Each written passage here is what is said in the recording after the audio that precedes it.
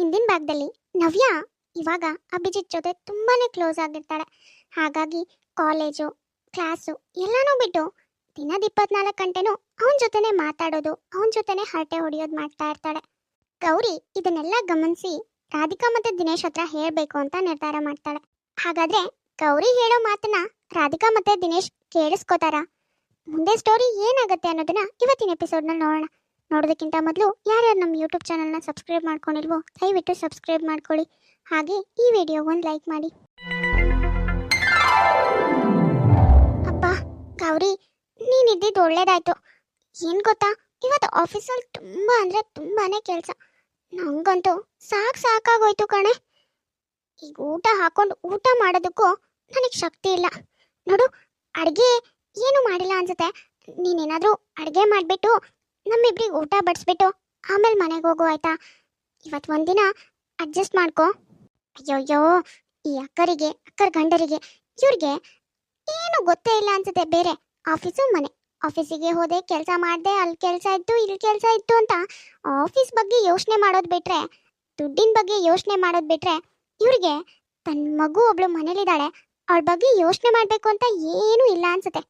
ಈ ಚಂದಕ್ಕೆ ಮಗುನ ಯಾಕೆ ಮಾಡ್ಕೊಂಡಿದಾರೋ ಇವರು? ಆ ಮಗಿ ಎಷ್ಟು ಬೇಜಾರು ಮಾಡ್ಕೊಳ್ಳುತ್ತೆ ಯಾವಾಗಲೂ. ಅಪ್ಪ ಅಮ್ಮ ನನ್ನ ಪ್ರೀತಿಯಿಂದ ನೋಡ್ಕೊಳ್ಳಲ್ಲ ಅಂತ ಪಾಪ. ಅರೆ ಇದೇನೇ ಗೌರಿ, ಏನು ಯೋಚನೆ ಮಾಡ್ತಾ ನಿಂತ್ಬಿಟ್ಟಿದ್ಯಾ? ಏನಾಯ್ತು? ಅದು ಅದು ಅಕ್ಕಾರ, ಅದೇನಂದ್ರೆ ಇತ್ತಿತ್ಲಾಗೆ ನಿಮ್ಮ ಮಗಳು ಸರಿಯಾಗಿ ಕಾಲೇಜಿಗೆ ಹೋಗ್ತಿಲ್ರಿ. ಅದ್ರ ಬಗ್ಗೆ ಒಂದು ಸ್ವಲ್ಪ ಯೋಚನೆ ಮಾಡ್ರಿ. ಏನು, ಕಾಲೇಜಿಗೆ ಹೋಗ್ತಿಲ್ವಾ? ಏನು ಹೇಳ್ತಿದ್ಯಾ ನೀನು? ಕಾಲೇಜಿಗೆ ಹೋಗಲ್ಲ ಅಂದ್ರೆ ಏನರ್ಥ? ಎಲ್ಲಿಗೆ ಹೋಗ್ತಿದ್ದಾಳೆ? ಅದು ಅದು ಅಕ್ಕರ, ಅದು ಯಾರ ತವನೋ ಫೋನಲ್ಲಿ ಮಾತಾಡ್ತಾ ಇರ್ತಾಳೆ 24 ಗಂಟೆ. ಅದು ಯಾರ ತವ ಮಾತಾಡ್ತಾಳೋ ಏನೋ, ಒಟ್ಟಲ್ಲಿ ಕಾಲೇಜ್ ಕಡೆ ಮಕ ಹಾಕಿ ಮಲಗ್ತಿಲ್ಲ. ಅಯ್ಯೋ ಗೌರಿ, ಇದೇನ್ ಮಾತಾಡ್ತಿದ್ಯಾ? ಅವಳೇನು ಎಳೆ ಮಗುನ? ಅವಳು ಗ್ರಾಜುಯೇಷನ್ ಮಾಡ್ತಿದ್ದಾಳೆ. ಹಾಗಿರುವಾಗ ಅವಳಿಗೆ ಸ್ವಲ್ಪನಾದ್ರೂ ಅರ್ಥ ಆಗಲ್ವಾ?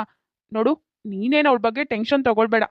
ಯಾರೋ ಫ್ರೆಂಡ್ಸ್ ಹತ್ರ ಮಾತಾಡ್ತಾ ಇರ್ತಾಳಷ್ಟೇ ಟೈಮ್ ಪಾಸಿಗೆ. ನೀನು ಅದ್ರ ಬಗ್ಗೆ ಎಲ್ಲ ಯೋಚನೆ ಮಾಡಬೇಡ. ನೋಡು, ಮನೇಲಿ ಏನು ಕೆಲಸ ಇದೆಯೋ ಅದ್ರ ಬಗ್ಗೆ ಮಾತ್ರನೇ ಯೋಚನೆ ಮಾಡು. ಅಯ್ಯೋ, ಅದು ಹಾಗಲ್ಲ. ಅದು ಅಕ್ಕರೆ, ನೀವಾದ್ರೂ ಅರ್ಥ ಮಾಡ್ಕೊಳ್ಳಿ. ಅವಳು ನಿಮ್ಮ ಮಗಳು, ನೀವು ಸ್ವಲ್ಪ ಜವಾಬ್ದಾರಿ ತಗೊಳ್ಬೇಕಲ್ವಾ? ಅಂದ್ರೆ ಏನ್ ನಿನ್ ಮಾತಿನ ಅರ್ಥ? ನಾವು ನಮ್ಮ ಮಗಳ ಬಗ್ಗೆ ಕೇರ್ಲೆಸ್ ಆಗಿದ್ದೀವಿ ಅಂತನಾ? ನೋಡು ಗೌರಿ, ನಿನ್ಗೆ ಈ ಮನೇಲಿ ಬರೀ ಮನೆ ಕೆಲಸ ಮಾಡ್ಕೊಂಡು ನನ್ನ ಮಗಳಿಗೆ ಏನ್ ಬೇಕೋ ಬೇಡವೋ ತಿಳ್ಕೊಂಡು ಅವಳಿಗೆ ಮಾಡ್ಕೊಡೋದಕ್ಕಷ್ಟೇ ಇರೋದು. ಅದು ಬಿಟ್ಟು ಉಪದೇಶ ಕೊಡೋದಕ್ಕಲ್ಲ. ಇಲ್ಲಿ ಯಾರು ನಿನ್ನ ಉಪದೇಶ ಕೇಳ್ತಾ ಕೂರೋ ಅಷ್ಟು ಪುರ್ಸೊತ್ ಇರೋರಿಲ್ಲ. ಅದು ಅದು ಹಾಗಲ್ಲ ಅಕ್ಕರೆ. ಅದೇನಂದ್ರೆ... ಸಾಕ್ ಬಾಯ್ ಮುಚ್ಚು ಗೌರಿ.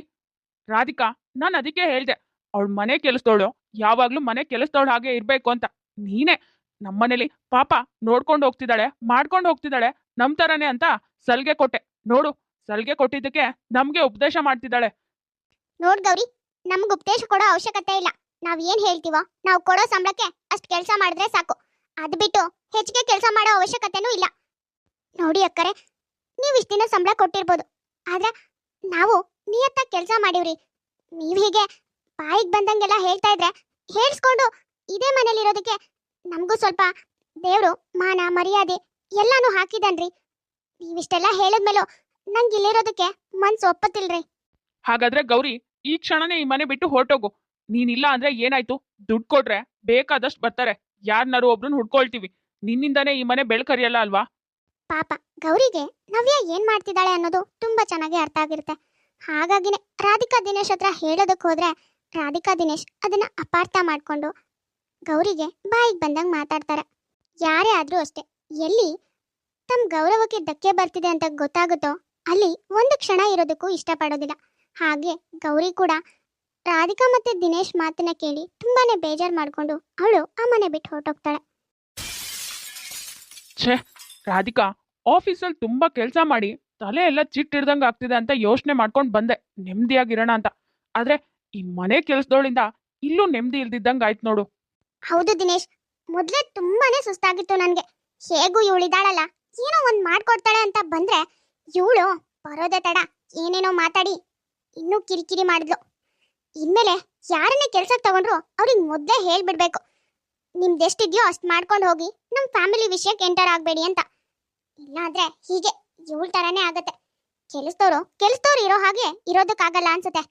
ನಮ್ಮ ವಿಷಯಕ್ಕೆಲ್ಲ ತಲೆ ಹಾಕಿಲ್ಲ ಅಂದ್ರೆ ಅವ್ರಿಗೆ ಮನಶಾಂತಿನೇ ಇರಲ್ಲ ಅನ್ಸುತ್ತೆ. ದುಡ್ಡು ಕೊಟ್ಟುನು ದುಡ್ಡಿಗೆ ತಕ್ಕನಾಗಿರಲ್ಲ. ಛೇ. ಸರಿ ಸರಿ, ಬಾ, ಕೆಲಸ ಮಾಡಿ ಸುಸ್ತಾಗಿದೆ. ಮೊದಲು ಫ್ರೆಶ್ ಆಗಿ ಊಟ ಮಾಡಿ ಮಲ್ಗೋಣ. ಹೀಗೆ ದಿನಗಳು ಕಳೀತಾ ಇರತ್ತೆ. ಮಮ್ಮ ನನ್ಗೆ ಯಾಕೋ ಇವತ್ತು ವೆಜ್ ಪಲಾವ್ ತಿನ್ಬೇಕು ಅನ್ನಿಸ್ತಿದೆ. ಮಾಡ್ಕೊಡ್ತೀಯಾ ಪ್ಲೀಸ್? ನವ್ಯ, ನಿನಗೆ 3 ಹೊತ್ತು ತಿನ್ನೋದು ಉಣ್ಣೋದು ಬಿಟ್ರೆ ಬೇರೆ ಕೆಲ್ಸನೇ ಇಲ್ವಾ? ನೋಡು, ನನ್ನ ತಲೆಯಲ್ಲಿ 1000 ಟೆನ್ಷನ್ ಇರುತ್ತೆ. ನೀನ್ ಹೀಗೆ ಅದ್ ಮಾಡ್ಕೊಡು ಇದ್ ಮಾಡ್ಕೊಡು ಅಂತ ನನ್ ಹಿಂದೆ ಮುಂದೆ ಸುತ್ತಬೇಡ. ಇಷ್ಟ ದಿನ ನಾನೇನ ಮಾಡ್ಕೊಡ್ತಾ ಇದ್ದೆ ನಿನ್ಗೆ? ಅದು ಅದು ಮಮ್ಮ, ಇಷ್ಟ ದಿನ ಗೌರಿ ಆಂಟಿ ಇದ್ರು, ಆದ್ರೆ ಅವ್ರಿವಾಗ ಇಲ್ವಲ್ಲ. ನಾನು ತಿಂಡಿ ತಿನ್ಬೇಕು, ನನ್ಗೆ ಹಸುವಾಗ್ತಿದೆ. ಅದು ಅಲ್ದೇನೆ ಗೌರಿ ಆಂಟಿ ಪಲಾವ್ ತುಂಬಾ ಚೆನ್ನಾಗಿ ಮಾಡ್ಕೊಡ್ತಾ ಇದ್ರು. ನೀನು ಮಾಡ್ಕೊಡ್ತೀಯೇನೋ ಅಂತ ಕೇಳ್ದೆ. ನವ್ಯ, ನೀನ್ ಇವಾಗ ದೊಡ್ಡವಳಾಗಿದ್ಯಾ, ಚಿಕ್ಕ ಮಗು ತರ ಮಾಡ್ಬೇಡ. ಯಾವಾಗ್ಲೂ ನಿನ್ಗೇನ್ ಬೇಕು ಏನ್ ಬೇಡ ಅಂತ ಕೇಳ್ಕೊಂಡ್ ಕೂರೋದಕ್ಕಾಗಲ್ಲ. ನೋಡು, ಹೇಗೂ ನಿನ್ನ ಅಕೌಂಟಿಗೆ ದುಡ್ಡು ಟ್ರಾನ್ಸ್ಫರ್ ಮಾಡ್ತಿದ್ದೀನಿ ತಾನೆ, ಬೇಕಾಗಿರೋದನ್ನ ತಗೋ. ಫುಡ್ ಬೇಕಾದ್ರೆ ಆನ್ಲೈನ್ ಅಲ್ಲಿ ಆರ್ಡರ್ ಮಾಡು, ಬರುತ್ತೆ, ತಿನ್ನುವಂತೆ. ಅದಕ್ಕೋಸ್ಕರ ನಾನ್ ಟೈಮ್ ವೇಸ್ಟ್ ಮಾಡ್ಕೊಂಡು ನಿನ್ ಸುತ್ತ ಓಡಾಡೋದಕ್ಕಾಗಲ್ಲ. ನೋಡು, ನನಗೆ ಆಫೀಸಿಗೆ ಲೇಟ್ ಆಗ್ತಿದೆ. ನನ್ನ ತಲೆಯಲ್ಲಿ 1000 ಟೆನ್ಷನ್ಸ್ ಇರುತ್ತೆ. ನೀನು ಅದ್ರ ಮಧ್ಯ ಬಂದು ನನ್ಗಿನ್ನೂ ಕಿರಿಕಿರಿ ಮಾಡ್ಬೇಡ. ರಾಧಿಕಾ, ಎಷ್ಟೊತ್ತು? ಆಲ್ರೆಡಿ ಟೈಮ್ ಆಯ್ತು. ಲಾಗಿನ್ ಆಗೋದಕ್ಕೆ ಲೇಟ್ ಆಗುತ್ತೆ. ಬೇಗ ಬಾ.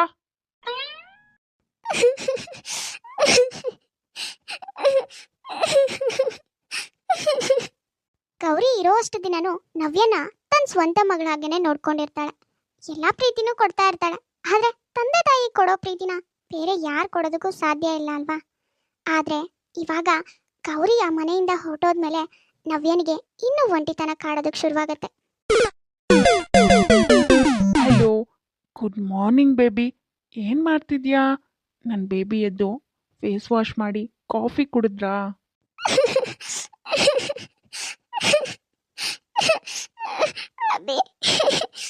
ಅಯ್ಯಯ್ಯೋ, ಏನಾಯ್ತು ನವ್ಯ? ಯಾಕೆ ಅಳ್ತಾ ಇದೀಯಾ ಬೆಳಗ್ಗೆ ಬೆಳಗ್ಗೆ? ಏನಾಯ್ತು? ಅಭಿ ಅಷ್ಟ್ ಪ್ರೀತಿಯಿಂದ ನವ್ಯನ ಹತ್ರ ಏನಾಯ್ತು ಅಂತ ಕೇಳಿದ ಕೂಡ್ಲೆ ನವ್ಯ ನಡೆದಿರೋ ವಿಷಯನ ಹೇಳ್ತಾಳೆ. ಅಯ್ಯೋ, ನಿಮ್ಮಮ್ಮಂಗೆ ಏನಾಗಿದೆ? ನೀನು ಕೇಳೋದೇ ಅಪರೂಪ. ಹಾಗಿರುವಾಗ ಒಂದು ಟಿಫನ್ ಮಾಡಿಕೊಟ್ಟಿದ್ರೆ ಅವ್ರದ್ದೇನು ಗಂಟು ಹೋಗ್ತಾ ಇತ್ತಾ? ಛೇ, ಹೋಗ್ಲಿ ಬಿಡು ಬೇಬಿ. ನಿನಗೆ ಗೊತ್ತು ತಾನೇ ಅವ್ರು ಏನು ಅಂತ. ಹಾಗಿರುವಾಗ ಯಾಕೆ ಬೇಜಾರು ಮಾಡ್ಕೋತೀಯಾ? ಹಾಗಲ್ಲ ಅಭಿ, ನಾನು ಎಷ್ಟು ಪ್ರೀತಿಯಿಂದ ಕೇಳಿದೆ ಗೊತ್ತಾ? ಅಮ್ಮ ಮಾಡ್ಕೊಟ್ಟಿರೋ ಯಾವ ತಿಂಡಿನೂ ನಾನು ಇಲ್ಲಿವರೆಗೂ ತಿಂದೇ ಇಲ್ಲ ಕಣೋ. ಏನೋ ಆಸೆ ಆಯ್ತು ಅಂತ ಒಂದು ಟಿಫನ್ ಮಾಡ್ಕೊಡು ಅಂದೆ. ಅದಕ್ಕೂ ಕೆಲ್ಸಕ್ಕೆ ಲೇಟ್ ಆಗ್ತಿದೆ ಹಾಗೆ ಹೀಗೆ ಅಂತ ಐದ್ಬಿಟ್ಟು ಹೋದ್ರು ಗೊತ್ತಾ? ಅಯ್ಯೋ ಬೇಬಿ, ಬೇಜಾರು ಮಾಡ್ಕೋಬೇಡ ಅಂತ ಹೇಳ್ದೆ ಅಲ್ವಾ? ನಿಮ್ಮಮ್ಮ ಹೇಗೆ ಅಂತ ನಿನಗೆ ಗೊತ್ತು ತಾನೆ. ನೀನು ಸುಮ್ಮನೆ ಬೇಜಾರು ಮಾಡಿಕೊಂಡು ಯಾಕೆ ನಿನ್ನ ಮೂಡ್ ಹಾಳು ಮಾಡ್ಕೋತೀಯಾ? ನಾನೇನಾದರೂ ಅಲ್ಲೇ ಹತ್ರದಲ್ಲಿದ್ದಿದ್ರೆ ನಾನೇ ಬಂದು ನಿನಗೆ ಟಿಫನ್ ಮಾಡಿ ತಿನ್ನಿಸ್ತಾ ಇದ್ದೆ ಗೊತ್ತಾ? ಸರಿ, ಇವಾಗ್ಲೂ ಬಾ, ಇಲ್ಲಾಂದ್ರೆ ನಾನೇ ಬಂದ್ಬಿಡ್ಲಾ? ಏನು? ನೀನು ಬರ್ತೀಯಾ? ಏನು ಹೇಳ್ತಿದ್ಯಾ ನೀನು? ಹೌದು ಅಭಿ, ನನ್ಗಿಲ್ಲಿರೋದಕ್ಕೆ ಒಬ್ಬೊಂಟಿ ಅಂತ ಅನ್ನಿಸ್ತಿದೆ. ಅದಕ್ಕೆ ನಾನು ನಿನ್ ಜೊತೆ ಬಂದ್ಬಿಡ್ತೀನಿ. ನಾವಿಬ್ರು ಮದ್ವೆ ಆಗೋಣವಾ? ವಾವ್, ಏನು ಹೇಳ್ತಿದ್ಯಾ? ನಿನ್ನ ಮಾತು ಕೇಳಿ ನನಗೆ ತುಂಬಾ ಖುಷಿ ಆಗ್ತಿದೆ. ಆದರೆ ಆದ್ರೆ ಏನಾದ್ರೆ ಏನಾಯ್ತು? ಬೇಬಿ, ನಾವಿಬ್ರು ಮದುವೆ ಆದರೆ ಹೊಸ ಮನೆ ಮಾಡಬೇಕು, ಮನೆಗೆ ಬೇಕಾಗಿರೋ ಐಟಮ್ಸ್ ತಗೋಬೇಕು. ಆಮೇಲೆ ನಿನಗೆ ಗೊತ್ತಲ್ವಾ ಎಷ್ಟೆಲ್ಲ ಖರ್ಚಿರುತ್ತೆ ಅಂತ. ಆದರೆ ಇವಾಗ ಸದ್ಯಕ್ಕೆ ನನ್ನ ಹತ್ರ ಅಷ್ಟೆಲ್ಲ ದುಡ್ಡಿಲ್ಲ. ಈ ಸಿಚುವೇಶನಲ್ಲಿ ನಾವಿಬ್ರು ಮದುವೆ ಆಗೋದು ಸರಿನಾ ಹೇಳು? ಹಾಗಾದ್ರೆ ಒಂದ್ ಕೆಲ್ಸ ಮಾಡೋಣ. ಅಮ್ಮ ಅಪ್ಪ ನನ್ಗೋಸ್ಕರ ಯಾವಾಗ್ಲೂ ದುಡ್ಡು ಹಾಕ್ತಾನೆ ಇರ್ತಾರೆ. ಅವರು ನನ್ನ ಜೊತೆ ಟೈಮ್ ಸ್ಪೆಂಡ್ ಮಾಡಿಲ್ಲ ಅಂದ್ರೂ ದುಡ್ಡಿಗೆ ಯಾವುದೇ ಕೊರತೆನೂ ಆಗಿಲ್ಲ. ನನ್ನ ಹತ್ರ ಇರೋ ದುಡ್ಡು ಕೊಡ್ತೀನಿ. ನೀನು ಏನೇನು ವ್ಯವಸ್ಥೆ ಬೇಕೋ ಎಲ್ಲನೂ ಮಾಡ್ಕೊಳ್ತೀಯಾ? ಆಮೇಲೆ ಸ್ವಲ್ಪ ಟೈಮ್ ಆದ್ಮೇಲೆ ನಾನೇ ಬರ್ತೀನಿ. ನಾವಿಬ್ರು ಮದ್ವೆ ಆಗಿ ಅಲ್ಲೇ ಇರೋಣ. ಏನು ಹೇಳ್ತಿದ್ಯಾ ಬೇಬಿ ನೀನು? ನಿನ್ನ ದುಡ್ಡಲ್ಲಿ ನಾನು ಇಷ್ಟೆಲ್ಲ ಅರೇಂಜ್ ಮಾಡೋದಾ? ನನಗೆ ಯಾಕೋ ಮನ್ಸು ಒಪ್ತಿಲ್ಲ ಬೇಬಿ. ಅಬ್ಬಿ, ಯಾಕೋ ಈಗ ಮಾತಾಡ್ತಿದ್ಯಾ? ನನ್ನ ಲೈಫಿಗೆ ನೀನು ಬಂದ್ಮೇಲೆ ಎಷ್ಟೆಲ್ಲ ಪ್ರೀತಿ ಕೊಟ್ಟಿದ್ಯಾ, ನನ್ನ ಹೇಗೆ ನೋಡ್ಕೊಂಡಿದ್ಯಾ ಹೇಳು? ಹೀಗಿರುವಾಗ ನಾನು ನಿನ್ನ ಇಷ್ಟಪಡ್ತಿದ್ದೀನಿ. ಲೈಫ್ ಲಾಂಗ್ ನೀನೇ ಬೇಕು ಅಂತ ಕೇಳ್ಕೊತಾ ಇದ್ದೀನಿ. ಲೈಫ್ ಲಾಂಗ್ ನಿನ್ನ ಜೊತೆ ಇರಬೇಕು ಅಂದೋಳಿಗೆ ನಿನ್ನ ಪ್ರಾಬ್ಲಮ್ಸನ್ನು ಶೇರ್ ಮಾಡ್ಕೊಳ್ಳಲ್ವಾ ಹೇಳು? ನೋಡು, ನೀನು ಏನು ಯೋಚನೆ ಮಾಡಬೇಡ. ನಾನು ನಿನಗೆ ಎಷ್ಟು ಬೇಕು ಹೇಳು, ಅಮೌಂಟ್ ಟ್ರಾನ್ಸ್ಫರ್ ಮಾಡ್ತೀನಿ.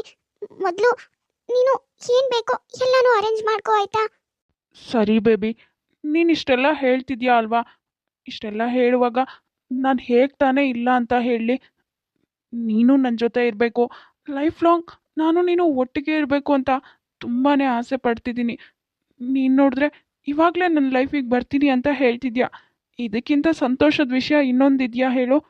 ಸರಿ, ನೀನು ಅಮೌಂಟ್ ಟ್ರಾನ್ಸ್ಫರ್ ಮಾಡು, ನಾನು ಇಲ್ಲಿ ಎಲ್ಲ ಅರೇಂಜ್ಮೆಂಟ್ಸು ನೋಡ್ಕೋತೀನಿ. ಸರಿ ಅಭಿ, ನಾನು ಅಮೌಂಟ್ ಟ್ರಾನ್ಸ್ಫರ್ ಮಾಡ್ತೀನಿ. ಓಕೆ, ಫೋನ್ ಇಡ್ತೀನಿ. I love you Abhi. ಕೊನೆಗೂ ನವ್ಯ ತನ್ನ ತಂದೆ ತಾಯಿನ ಬಿಟ್ಟು, ಮನೇನ ಬಿಟ್ಟು ಅಭಿ ಜೊತೆ ಹೋಗಬೇಕು ಅನ್ನೋ ನಿರ್ಧಾರ ಮಾಡಿದಾಳೆ. ನಿರ್ಧಾರ ಮಾಡಿರೋ ಹಾಗೆ ನವ್ಯ ಮನೆ ಬಿಟ್ಟು ಅಭಿ ಜೊತೆ ಹೋಗ್ತಾಳ? ಮುಂದೆ ಸ್ಟೋರಿ ಏನಾಗುತ್ತೆ ಅನ್ನೋದನ್ನ ನೆಕ್ಸ್ಟ್ ಎಪಿಸೋಡ್ನಲ್ಲಿ ನೋಡೋಣ. ಸುಮಿತ್ರಾ ಅನ್ನೋರು ಕಮೆಂಟ್ ಮಾಡಿದ್ರು ಹಾಯ್ ಹೇಳಿ ಅಂತ. ಹಾಯ್ ಸುಮಿತ್ರಾ, ಹೇಗಿದ್ದೀರಾ? ನೋಡಿದ್ರಲ್ಲ ವೀಕ್ಷಕರೇ, ಇವತ್ತಿನ ಈ ಎಪಿಸೋಡ್ ನಿಮ್ಗೆ ಇಷ್ಟ ಆಗಿದ್ರೆ ಪ್ಲೀಸ್ ನಮ್ಮ ಯೂಟ್ಯೂಬ್ ಚಾನಲ್ನ ಸಬ್ಸ್ಕ್ರೈಬ್ ಮಾಡ್ಕೊಳ್ಳಿ, ಲೈಕ್ ಮಾಡಿ, ಶೇರ್ ಮಾಡಿ, ಹಾಗೆ ಕಮೆಂಟ್ ಮಾಡಿ. ತುಂಬ ಜನ ಹಾಗೆ ವಿಡಿಯೋಸ್ ನೋಡ್ತಾ ಇದ್ರ, ಯಾರ್ಯಾರು ಹಾಗೆ ವಿಡಿಯೋಸ್ ನೋಡ್ತಾ ಇದ್ರು ದಯವಿಟ್ಟು ಸಬ್ಸ್ಕ್ರೈಬ್ ಮಾಡ್ಕೊಳ್ಳಿ. ಹಾಗೆ ಪಕ್ಕದಲ್ಲೇ ಇರೋ ಬೆಲ್ ಐಕಾನ್ನ ಕ್ಲಿಕ್ ಮಾಡಿ ಆಲ್ ಅನ್ನೋದನ್ನ ಸೆಲೆಕ್ಟ್ ಮಾಡಿ. ನೆಕ್ಸ್ಟ್ ಯಾವುದೇ ವಿಡಿಯೋ ಹಾಕಿದ್ರೂ ನೋಟಿಫಿಕೇಶನ್ ಬರುತ್ತೆ. ನೋಟಿಫಿಕೇಶನ್ ಮೂಲಕ ನೀವು ವಿಡಿಯೋನ ನೋಡ್ಬೋದು. ಸರಿ, ಹಾಗಾದರೆ ನಾನು ಹೊರಡ್ತೀನಿ. ನೆಕ್ಸ್ಟ್ ವಿಡಿಯೋದಲ್ಲಿ ಮತ್ತೆ ಸಿಗ್ತೀನಿ.